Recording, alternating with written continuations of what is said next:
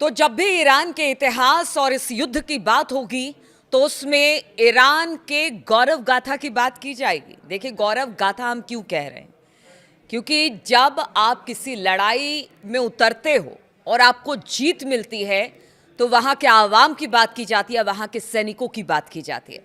नमस्कार, मैं हूं नीलू और आज कुछ ऐसा ही दिन ईरान के लिए है। ईरान में जश्न का माहौल है क्योंकि ट्रंप ने जिस तरह से पाषाण युग बनाने की बात ईरान को कही थी, अपने अल्टीमेटम जो उन्होंने दिया था उससे 2 घंटे पहले ही, यानी आज सुबह करीब 4:30 बजे के आसपास ही ट्रंप ने सीज फायर का ऐलान कर दिया।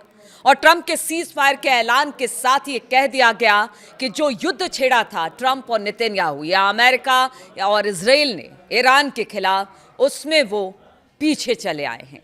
हालांकि देखिए, ये युद्ध विराम जो है यानी सीज फायर है वो सिर्फ 2 हफ्ते का है, इसके बाद क्या होगा नहीं पता। लेकिन जिस 10 शर्तों को ईरान ने अमेरिका के सामने रखा उसको लेकर डोनाल्ड ट्रंप का युद्ध विराम के साथ एक ट्वीट भी आया, यानी उन्होंने सोशल ट्रुथ पर एक पोस्ट किया जिसमें उन्होंने लिखा कि सीज फायर का ऐलान करते हैं और यही वक्त और हालात की मांग है। साथ ही उन्होंने 10 शर्तों की बात भी की है जो ईरान की तरफ से रखा गया। उन्होंने कहा कि एक ठोस बिंदु है जिसको ईरान ने हमारे सामने रखा है और हम उन बातों पर आगे विचार करेंगे। वो बातें बहुत अच्छी लगी मुझे, इस तरह की बातें। तो इसको आप क्या मानेंगे? 10 शर्तें जो ईरान ने रखी थी उसको ट्रंप ने माना, अपनी 15 शर्तों का जिक्र तक अपनी पोस्ट में ट्रंप ने नहीं किया। अब देखिए, जो 10 शर्तें हैं, कल इस पर वीडियो भी मैंने बनाई थी कि किस तरह से जो 10 शर्तें ईरान ने रखी है उसमें उन्होंने जो बातें रखी उसको ट्रंप मानने को तैयार हैं। और वो 10 शर्तें हैं: सैंक्शन हटाओ, अब कभी भी ईरान पर कोई हमला नहीं होगा, लेबनान से लेकर गजा तक किसी तरह से कोई भी हमला नहीं किया जाएगा और ना ही वहां पर किसी तरह का युद्ध छेड़ा जाएगा, नुकसान की भरपाई करेगा, हॉर्मुज पर अधिकार ईरान का होगा। ये तमाम बातें जो हैं, कुल 10 बिंदु थे, 10 बिंदु, उन सबको एक तरह से कह लीजिए कि ट्रंप स्वीकार करने को तैयार हैं, बातचीत करने को तैयार हैं। इधर कल का जिक्र भी आपको कर लेते हैं। ठीक सीज फायर से पहले कहा यह जा रहा था कि ईरान के लिए कयामत की रात है, पता नहीं क्या होगा, परमाणु हमला होगा, बहुत सारी बातें आई। पूरी रात सभी लोगों ने टकटकी लगा कर देखी कि क्या जो ट्रंप धमकी दे रहे हैं वो वाकई वैसा करने वाले हैं, लेकिन ऐसा कुछ नहीं हुआ। अपनी धमकी के अल्टीमेटम को खत्म होने से 2 घंटे पहले ही सीज फायर के ऐलान के साथ 10 बिंदु, 10 प्रस्ताव पर ट्रंप ने एक तरह से कह लीजिए कि मुहर लगा दिए। 2 हफ्ते का समय दिया गया है। और सबसे अच्छी बात यह रही कि जो अब्बास अरागची है उनका भी एक पोस्ट आया है और उन्होंने लिखा है कि ठीक है, सीज फायर आपने कर दिया, हॉर्मुज खोलने की बात आप कर रहे हैं और हॉर्मुज को अब हम खोल रहे हैं, यानी हॉर्मुज अब सभी देशों के जहाजों के लिए खोल दिया गया है। वहां पर एक सुरक्षित रास्ता तैयार करने की बात ट्रंप ने की थी, जिसे अब्बास अरागची ने कहा है कि हाँ, हम वहां से सुरक्षित रास्ता बनाकर अब जहाजों को जाने देंगे। तो ये दुनिया भर के लिए अच्छी खबर है क्योंकि दुनिया भर में तेल और गैस को लेकर हाहाकार मचा हुआ था। अब ऐसे में अगर 2 हफ्ते का सीज फायर है, देखिए वो 2 हफ्ते के बाद क्या होगा। देखिए, ट्रंप जिस तरह से बातें कर रहे हैं कि कोई बड़ा हमला होगा, बात नहीं मानी जाती है, तमाम तरह की बातें, तो 2 हफ्ते बाद क्या होगा। लेकिन फिलहाल तो ट्रंप के रुख को देखकर यही लगता है कि 2 हफ्ते के बाद भी कोई पॉजिटिव खबर सामने आएगी। लेकिन ये ट्रंप है, इसलिए ट्रंप पर विश्वास तो ईरान बिल्कुल नहीं करता है। उन्होंने कहा कि ट्रंप ने सीज फायर माना, हमने हॉर्मुज का रास्ता खोला है। अब ये दुनिया भर के लिए अच्छी खबर है और कहा जा रहा है कि इससे मार्केट भी बूम करेगा, आगे बढ़ेगा, जो अब तक लुढ़कता चला जा रहा था। देखिए, अगर इस पूरे युद्ध को हम समझें और देखें तो ईरान नहीं बल्कि ईरानी आवाम की जीत है। कल जिस तरह से ईरान सरकार ने अपने लोगों से कहा कि देखिए, अगर आपको ऊर्जा ठिकानों को बचाना है अपने, या रेलवे पुल सबको बचाना है, तो आप सड़कों पर उतरिए।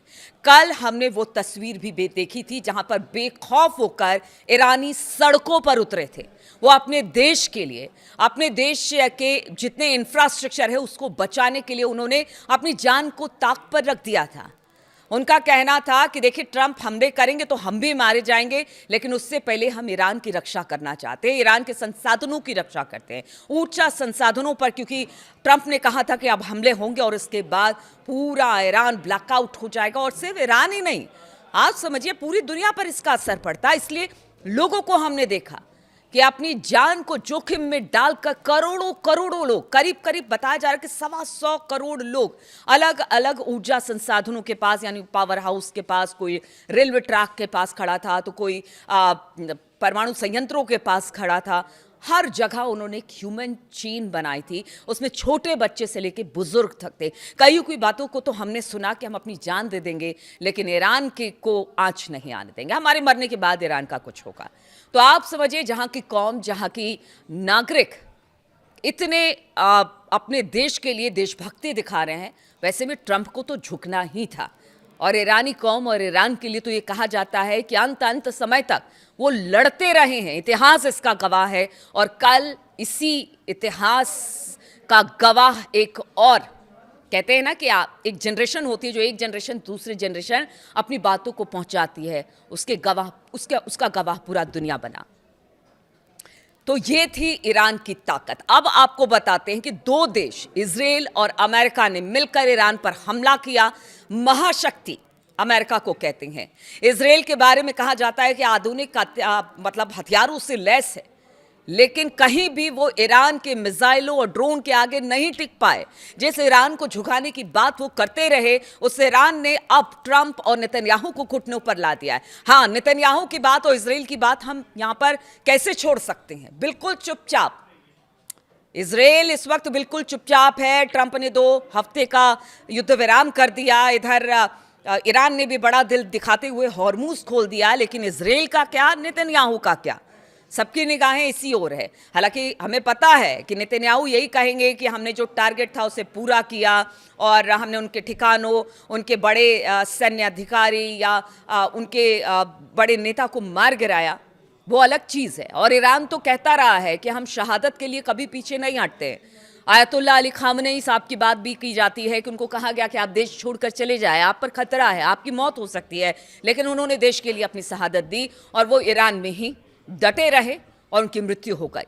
अब ऐसे में अगर पूरी कौम उतरती है तो आप समझिए कि एक तरफ ईरान के मिसाइल, ड्रोन और दो तरफ 2 महाशक्तियां, फिर भी वो ईरान से नहीं जीत पाई। तो ये है ईरान, और ईरान ने अब घुटने पर लाकर खड़ा कर दिया है ट्रंप को। यहां से कहा जा रहा है कि एक तरह से ये ट्रंप की डिफीट है, यहां से ट्रंप की हार है कि उन्होंने इस तरह से सभी शर्तों को मान लिया। लेकिन इजराइल और नेतन्याहू को हम नहीं भूल सकते हैं। अब देखना होगा, चूंकि देखिए सीज फायर का ऐलान अमेरिका के साथ हो गया है, लेकिन इसके बावजूद ईरान हमले कर रहा है इजराइल पर, क्योंकि उसे पता है कि बातचीत हमारी ट्रंप से हो रही है। नेतन्याहू कौन होते हैं? और देखिए अभी तक हमारे पास मिसाइलें और ड्रोन खत्म नहीं हुई है। इजराइल की मंशा भी बिल्कुल ईरान के सामने है और साफ है कि अगर हम नहीं मारेंगे तो वो मारेगा। इसलिए हमारे साथ उनका जो युद्ध विराम है वो नहीं हुआ है। इसलिए ईरान लगातार इजराइल पर हमले कर रहा है। अब देखना होगा कि उधर से नेतन्याहू की किसी तरह का कोई बयान नहीं आया। 1-2 पोस्ट आए हैं, वो मैं देख रही थी, तो उसमें लिखा हुआ था कि ठीक है, सीज फायर अच्छा है, आगे इस पर बातचीत होगी। लेकिन जिन बातों को लेकर ये जो पूरे कहते हैं ना कि 39 दिन ये जो लड़ाई चली है, उसमें हासिल आखिर क्या हुआ? या तो अमेरिका को या इजराइल को क्या हासिल हुआ? ना तो आप रिजीम चेंज कर पाए, ना वहां के लोगों का विश्वास जीत पाए, क्योंकि अगर वहां के लोगों की बात आप कर रहे थे कि वहां के लोग चाहते हैं रिजीम चेंज हो, लेकिन वो कल दिख गया जब 1.25 करोड़ लोग सड़कों पर उतरे और उन्होंने अपने देश के लिए, अपनी सरकार के लिए एकजुटता दिखाई। वहां भी वो फेल हो गए, यानी ट्रंप और नेतन्याहू। उसके बाद उन्होंने कहा कि परमाणु इनरिचमेंट की बात हो रही थी कि उसे हासिल, वो भी नहीं हासिल कर पाए। स्ट्रेट ऑफ हॉर्मुज पर अलग कब्जा कर लिया ईरान ने पूरी स्ट्रेटेजी के साथ, जो कि आपको धराशायी कर गया। आपको इतना आप पे दबाव बना कि आपको झुकना पड़ा, स्ट्रेट ऑफ हॉर्मुज को खोलवाना पड़ा, झुककर खुलवाना पड़ा। तो देखिए ये ईरान की जीत ही कही जाएगी। अब भले लोग इसको कहे कि अमेरिका कुछ भी कर सकता है, महाशक्ति है, कभी भी आगे भी कभी भी कुछ कर सकता है, लेकिन फिलहाल तो वो पीछे है, फिलहाल तो वो झुका हुआ है, फिलहाल तो वो हारा हुआ है। फिलहाल वो इस वक्त कह सकते हैं कि ईरान की बातों को मानने को तैयार है। इसलिए कह रहे हैं कि ट्रंप और अमेरिका झुक गया है। अब आगे 2 हफ्तों के बाद क्या होगा किसी को नहीं पता, लेकिन इस वक्त बड़ी खबर यही है कि हॉर्मूज खुला है, संकट तेल और गैस का खत्म हुआ है, सीज फायर के साथ बातचीत की उम्मीद जगी है और ईरान के लोगों का जश्न इस बात का है कि उनकी जीत हुई है। बहुत बहुत शुक्रिया आप सभी का मेरे साथ इस वीडियो में शामिल होने के लिए।